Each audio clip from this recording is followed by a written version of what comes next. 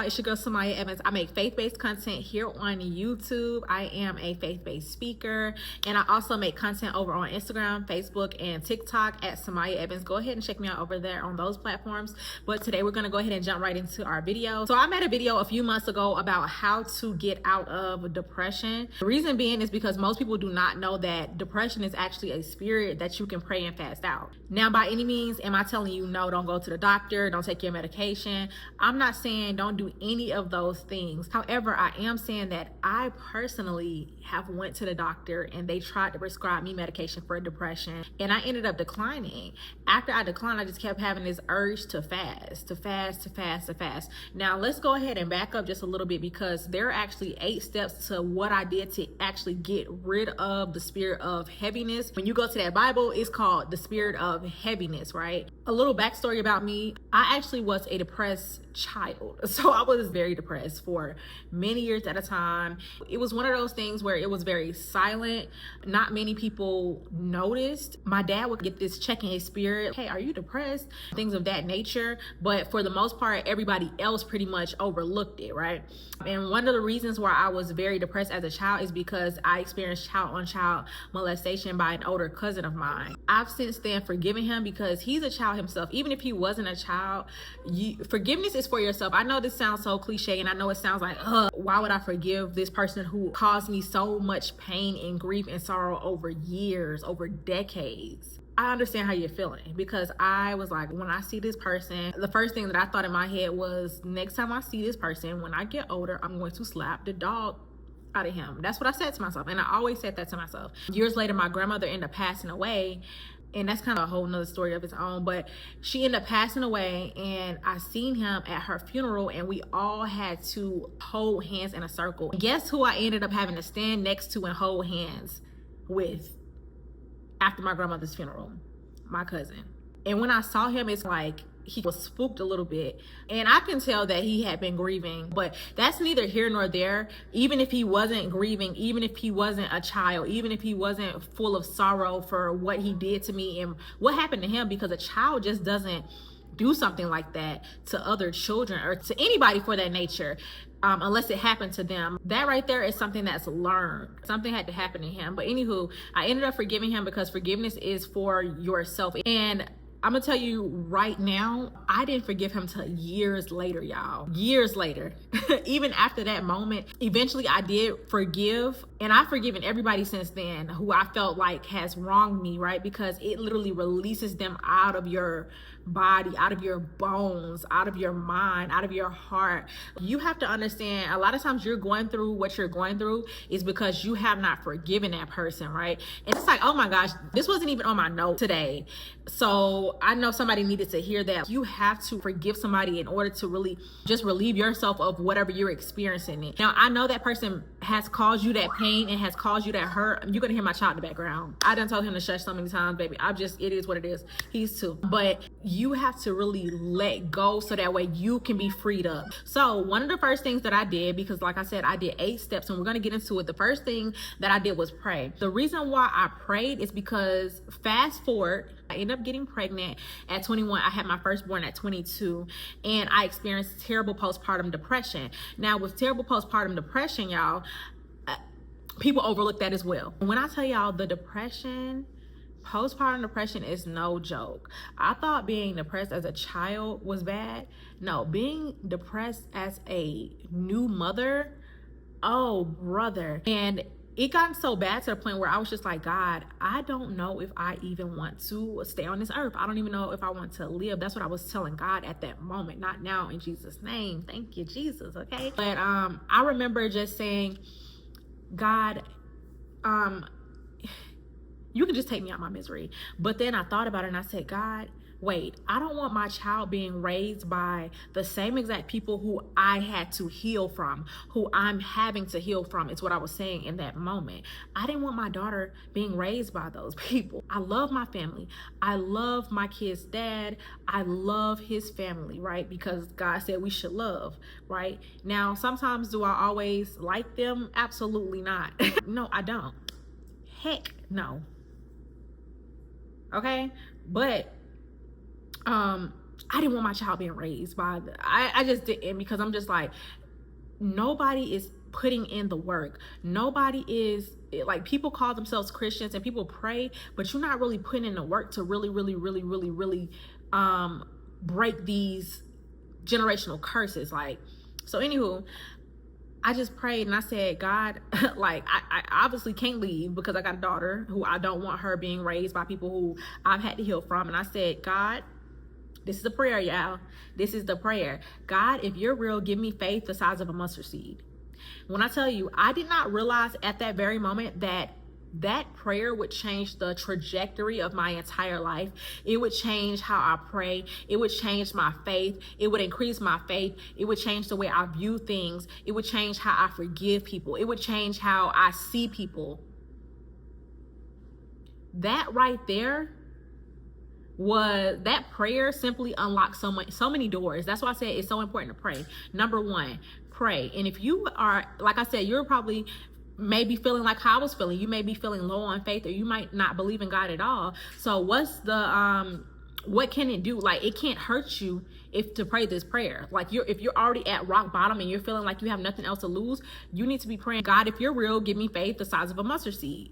Number two, what I did was pray and fast. So not only did I pray, but I fasted. I combined it too, because I just kept having that urge, this urge to fast, just fast. I kept having that urge. I'm like, what's going on? Now, at that time, I didn't realize that that was the Holy Spirit speaking, right?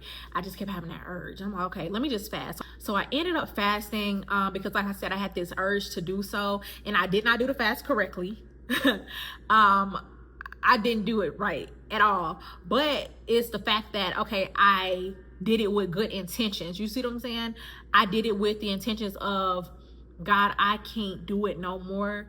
I'm gonna need you to take away this sorrow, take away this pain from me. Now, at that moment, I did not even understand and realize that there's a verse in the Bible, Matthew 17:21 KJV, and it says, this kind goeth not out but by prayer and fasting, meaning that it's certain spirits within you that you cannot just take medication alone. You cannot just do therapy alone for it to come out. You have to pray and fast.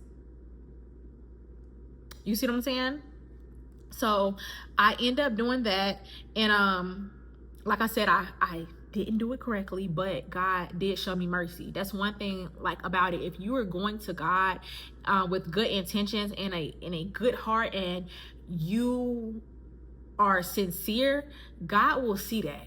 God will literally see your heart, right? Now, after that fast, even though I did not complete all days, y'all, when I tell you, I felt lighter. And I'm not talking about weight wise, because mind you, this wasn't the fast that I was talking about. Like, if you follow me on TikTok, you'll see like I lost so much weight, but that was when I fasted, like fast forward years later, right? I'm talking about the very first fast that I did back in 2020, right? I didn't lose, or I did lose some weight, but what I mean by I felt lighter was I felt lighter spiritually. Like it's like the depression, it's like the depression fully left me. I wasn't sad anymore. I didn't have those thoughts. I felt lifted in the spirit. My spirit felt lighter. I'm like, wow. So number 3, what I did to get rid of the depression. Write it down and make it plain. I took Habakkuk 2 verses 2 through 3, right? So Habakkuk chapter 2 verses 2 through 3. Now it says that write it down and make it plain, right? Now when you write it down and make it plain, it seemed like it's gonna take a minute to get there. It's what that verse is saying, but it's saying it's not gonna tarry at all. It's not gonna take too long. Like, it's gonna happen for you. It's gonna happen for you, and it's gonna happen sooner than you think, is what those verses are saying. Now, I want you, I'm just summarizing it, but you should go read it for yourself, right? Now, the thing is, whenever you are writing it down and making it plain, you should pray and fast and write it down and make it plain. You should do those things simultaneously, right? But when I first did this, right, and I didn't think nothing of it, I'm just writing stuff down, because at the moment, when all of this was happening, I just knew that, okay, in my mind, I said, I didn't like my life. I'm gonna write down what I hate about my life at the moment and what I wanted at the moment. And when I tell you, I ended up writing down that I wanted to buy a house and I wanted to buy a new car.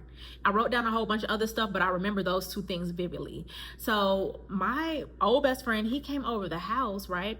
And he, at that moment, I'm packing up the house. I'm about to move into a new house that I purchased. I ended up purchasing this house, right? Now that's another story on its own. You listen. But anywho, he was looking through my diary, and y'all, first of all, I hate that. Do not be looking through my diary. But he said, Samaya, he said, you wrote this down and it happened? Samaya, did you notice that all of these things are checked off your list? It was either all or pretty much. He was like, wow. And I'm glad he's seen that because, you know, I pray that that gave him hope too, you know, that his life can change as well. Now, the fourth thing that I did was praise and worship, right? And I also listened to positive messages only during this time. Now, I would, of course, have like my time where I would just relax and just like watch my YouTube and funny videos and entertaining things. But for the most part, I was listening to positive messages only. It was things that was making me laugh, uplifting me, providing me with joy, right? And also the praise and worship. And at the moment, I didn't realize that as I'm singing these praise and worship music, I didn't realize that, oh, I'm actually decreeing and declaring this over my life. I didn't realize, okay, my words are powerful. I didn't realize that as I'm speaking, Lord, you are good and your mercy endureth forever. I didn't realize that that was a warfare song. I didn't realize that I was doing a warfare cry when I was saying, Lord, you are good and your mercy endureth forever. I didn't realize, oh, snap. God is going to war on my behalf because I'm praising and I'm worshiping. I'm listening to praise and worship, and the angels are going to war on my behalf. Praise and worship is not truly what we were taught. It's not what you think it is. It's war. And it's a war that you're gonna win. Number 5, what I did was focus on hygiene in a clean house. So the thing is, a lot of people don't realize this, but demons, unclean spirits, they lie in filth. So when you are depressed, what happens? You want to just lay down. You don't want to do anything. You don't want to get up. You don't want to brush your teeth. You don't want to eat. It just all depends, but you just lay in filth.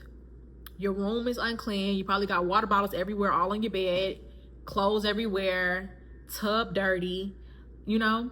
And it's just like, that makes you even more depressed. So what I did was get up. I cleaned up, and not only did I clean up my house, but I cleaned my body. I brushed my teeth. I washed my face. And those things were difficult because it's like when you are depressed, it's like something is pulling you, pulling you, pulling you, pulling you. It's like something is pulling you down, pulling you back into the ground, pulling you back into that crab and barrel mentality, right? But you're gonna have to get up and you're gonna have to pull through. But it's gonna be easier to pull through after you do your prayer and fasting. That's why I'm listing these things in order, because when you pray, you're gonna start hearing God. Because when you pray, you're gonna get direction from God. When you pray and fast, it's gonna get that spirit about you, that spirit of heaviness about you. So after you do that, it's gonna be so much easier to do the things that you need to do, such as, like I said, focus on your hygiene and clean your house. Also add clean your car to your list as well as the things to clean, because think about it, you're in your house sleeping and living, but then you got to get up in your car to go drive. And a lot of times, like if you're living in you live in Georgia and you know you live near Atlanta or in Atlanta, sometimes that traffic can be crazy, so you're spending a lot of time in your car as well. So you want to make sure that your car is clean, because whenever you have a clean home, a clean car, a clean body, that mind start to get clean too, like, you know? So focus on that as well. Number 6, do your hair and your nails. If you are a male, get that haircut, line it up. If you got locks, get it retwisted. Do your hair and your nails. Even if you're a man, you can cut your nails down. You can file them. Don't put no polish on them, because, you know, let the boy, who gonna be the boys? But who gonna be the boys? But you know, what I'm saying is well manicured. And I'm not saying that you got to go to the nail salon and pay all this money. You can do it at the house. Like, you can literally cut your nails down. You can file them, even if you don't want to put no polish on. Like right now, I actually had press on nails, but they popped off, and I was just like, you know what, let's go ahead and take the rest of them off. But I like my nails cut down, filed down. You can do something like that. You can go to YouTube Academy and look up how to do your hair, right? You don't got to spend all that money at the hair salon. You don't got to spend all that money at the nail salon. Nails, listen, go to the dollar store. Literally, go to the Dollar Tree and get you, paint your nails. If you have little kids, like when I was very, very depressed and going through postpartum depression and literally was climbing up out of it by the grace of God, okay, by the mercy of God, I didn't always keep my nails done.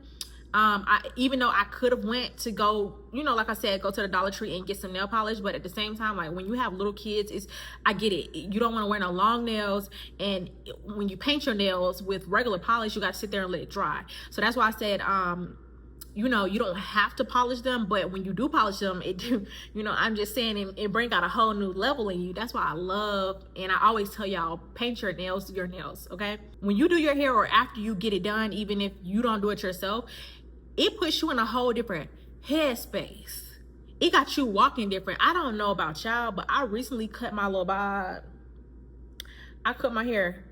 And after I cut my hair, before I cut my hair, I was just like, mopey, just mopey, just walking around the house, mopey.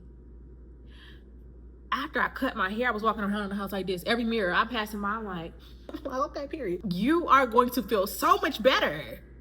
My energy, and that's anytime I get my hair done, my energy just, I'm walking my listen, shoulders down, chest out, head up, period. Like what? Now the sixth thing that I did to get rid of that depression, the spirit of heaviness, is to increase my water intake and take vitamins, right?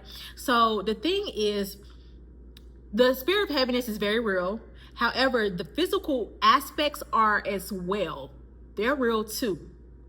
So you can pray and fast unclean spirits out according to Matthew 17:21 KJV. But if you're praying and fasting them out, they're gonna come out. But after you do it, after you pray and fast these spirits out, you have to continue to take care of your body. You have to continue to treat your body like a temple. Like the temple. It is the temple. It's the temple of God, right? You have to take care of yourself, meaning that don't just say, okay, my fast ended, I can just go back to my regular lifestyle. No, you don't want to do that. You want to increase your water intake. If you're already drinking water, congratulations, great. Okay, don't overdose now. But if you know you're not drinking as much water as you need to be drinking, baby, you need to get it, and you need to be getting it in, okay? You need to have that water on deck. You need to take your vitamins as well, because sometimes you can be vitamin deficient.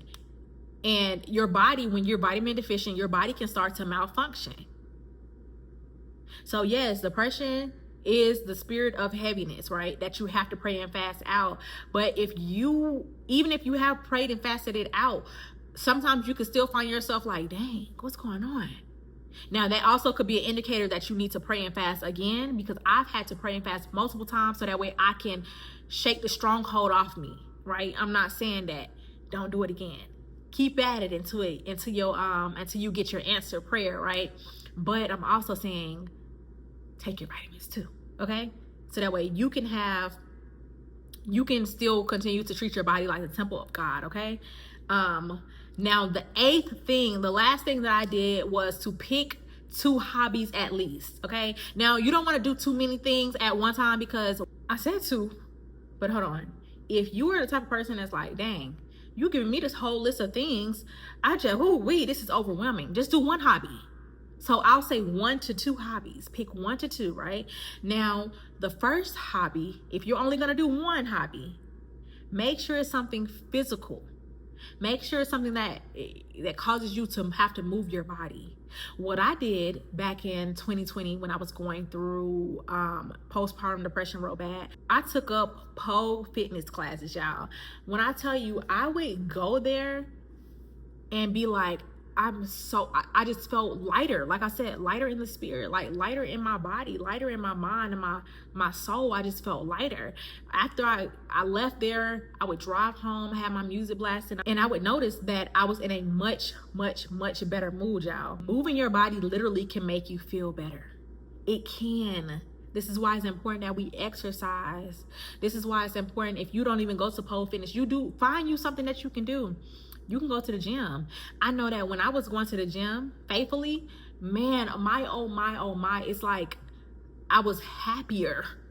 I was literally happier. I'm happier when I move my body. I am. So now, like, the fruits that I'm experiencing after all of this stuff, and after fasting, and after doing everything that I'm telling y'all to do, one of my fruits that I've been experiencing so far is peace and joy, right? And happiness. Well, I said one, but you know, we'll more than one.